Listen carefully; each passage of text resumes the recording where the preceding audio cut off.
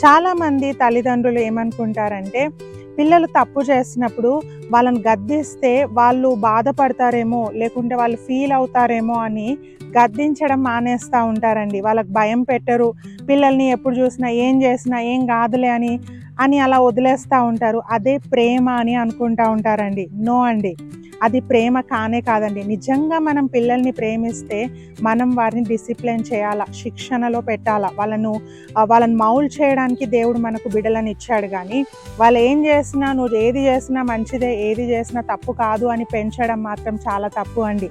ఎందుకంటే అలా పెంచితే ఒకానొక సమయంలో వాళ్ళకి ఏది కరెక్టో, ఏది రాంగో తెలియక జీవితాలు పాడు చేసుకుంటారు.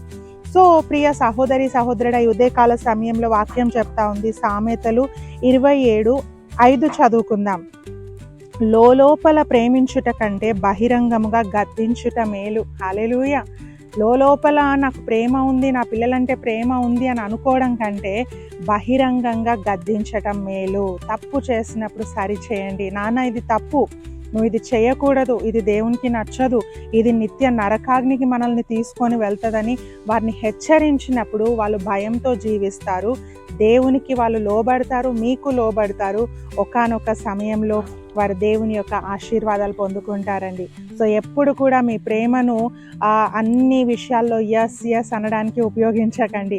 తప్పు చేసినప్పుడు సరిదిద్దండి, గద్దించండి, భయం పెట్టండి. తప్పు చేస్తున్నామని వారికి చూపించండి.